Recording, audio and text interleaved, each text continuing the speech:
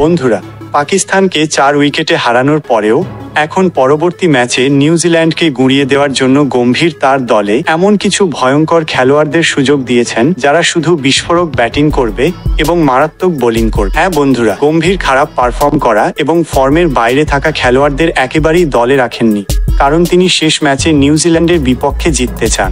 তাহলে বন্ধুরা, আপনাদের দেখাবো গম্ভীর নিউজিল্যান্ডকে চ্যাম্পিয়ন্স ট্রফিতে হারানোর জন্য কাদের কাদের দলে অন্তর্ভুক্ত করেছেন। তাই এই ভিডিওটি অবশ্যই শেষ পর্যন্ত দেখুন। বন্ধুরা, চ্যাম্পিয়ন্স ট্রফিতে টিম ইন্ডিয়া দুর্দান্ত সূচনা করেছে। বাংলাদেশের বিরুদ্ধে চ্যাম্পিয়ন্স ট্রফির প্রথম ম্যাচে ভারত এক অবিস্মরণীয় জয় তুলে নিয়েছে, 6 উইকেটে ম্যাচ জিতে নিয়েছে। আর পরের ম্যাচেই ভারতের সবচেয়ে বড় প্রতিদ্বন্দ্বী পাকিস্তানকে 4 উইকেটে গুঁড়িয়ে দিয়েছে। এর ফলে টিম ইন্ডিয়া প্রায় সেমিফাইনালে পৌঁছে গেছে। কিন্তু বন্ধুরা, ভারতের সামনে আসল চ্যালেঞ্জ এখন নিউজিল্যান্ডের দল, কারণ তারা তাদের আগের 2টি ম্যাচ জিতে এসেছে। তাই এবার ভারত ও নিউজিল্যান্ডের মধ্যে পয়েন্ট টেবিলের 1 এবং 2 নম্বর স্থান দখলের লড়াই হবে। যে দল এই ম্যাচ জিতবে তারা পয়েন্ট টেবিলের শীর্ষে থাকবে এবং সরাসরি সেমিফাইনালে প্রবেশ করবে।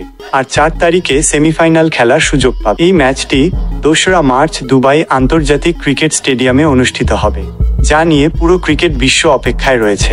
ভারতীয় সময় দুপুর রাত 2:30 থেকে এই মহা ম্যাচ শুরু হবে, যা কেউ মিস করতে চাইবে না। পুরো বিশ্বের নজর থাকবে এই ম্যাচের দিকে, কারণ টিম ইন্ডিয়া নিউজিল্যান্ডের বিরুদ্ধে তাদের আগের পরাজয়ের বদলা নিতে চায়।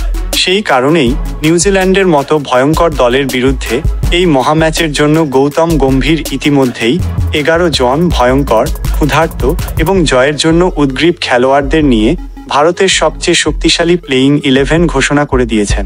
তিনি দলে অনেক চমকপ্রদ সিদ্ধান্ত নিয়েছেন। তাহলে চলুন দেখে নেওয়া যাক শেষ পর্যন্ত তিনি কাদের দলে অন্তর্ভুক্ত করেছেন। বন্ধুরা, দলে প্রথম ওপেনার হিসেবে আমরা দেখতে পাবো অধিনায়ক রোহিত শর্মাকে, কারণ তিনি বাংলাদেশ এবং পাকিস্তান উভয় ম্যাচেই দুর্দান্ত পারফরম্যান্স দেখিয়েছেন।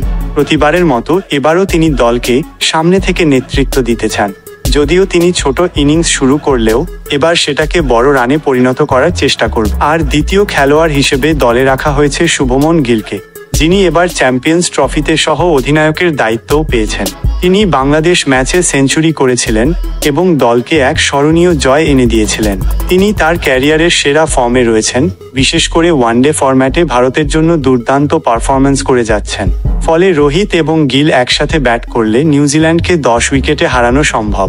আর যদি তা হয় তবে ইতিহাস সৃষ্টি হবে।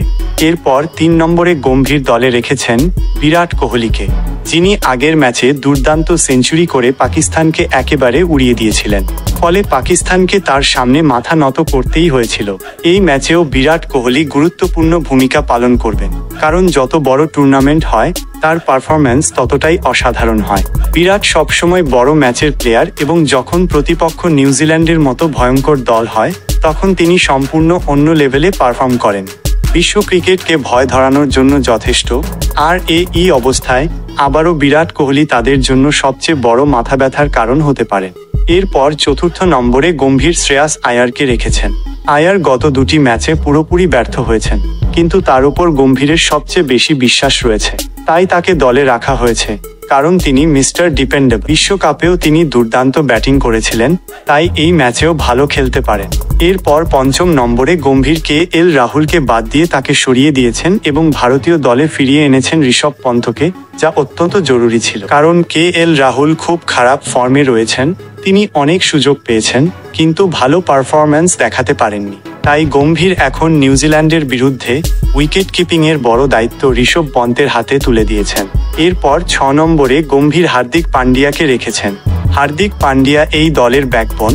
তিনি ভারতের জন্য অত্যন্ত গুরুত্বপূর্ণ খেলোয়াড়। তিনি যে কোনো পরিস্থিতিতে বোলিং এবং ব্যাটিং করতে পারেন, এমন খেলোয়াড় প্রতিটি দলই চায়।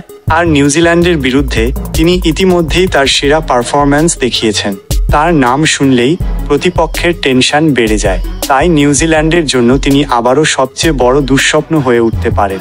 এরপর 7 নম্বরে গম্ভীর রবীন্দ্র জাদেজাকে দলে জায়গা দিয়েছেন। জাদেজা ভারতীয় দলে মিডল ওভার স্পিন দিয়ে গুরুত্বপূর্ণ উইকেট নিতে পারেন এবং ব্যাটিংয়েও ফিনিশিং টাচ দিতে সক্ষম। এরপর 8 নম্বরে গম্ভীর আরও একজন স্পিন অলরাউন্ডার অক্ষর প্যাটেলকে দলে রেখেছেন। অক্ষর প্যাটেল সম্প্রতি ভারতের হয়ে দারুণ পারফর্ম করছেন। সুযোগ পেলেই তিনি দুর্দান্ত খেলেছেন। আগের ম্যাচেও তিনি দুর্দান্ত বোলিং করেছিলেন, তাই কিউই ব্যাটসম্যানদের জন্য তিনি বড় বিপদ হতে পারেন। এরপর নবম নম্বরে গম্ভীর কুলদীপ যাদবকে জায়গা দিয়েছেন। কুলদীপ যাদব ওয়ানডে বিশ্বকাপ এবং টি-20 বিশ্বকাপ দুটোতেই ভারতের জন্য গুরুত্বপূর্ণ ভূমিকা পালন করেছিলেন। তিনি মাঝের ওভারগুলোতে উইকেট নেন, যার ফলে ভারত ম্যাচ জিততে সহজ হয়। এরপর 10 নম্বরে গম্ভীর মোহাম্মদ শামিকে রেখেছেন।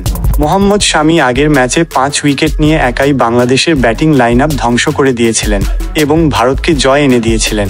এরপর 11 নম্বরে গম্ভীর সুযোগ দিয়েছেন অর্শদীপ সিংকে। হর্ষিতকে বাইরে বসিয়ে দেওয়া হয়েছে।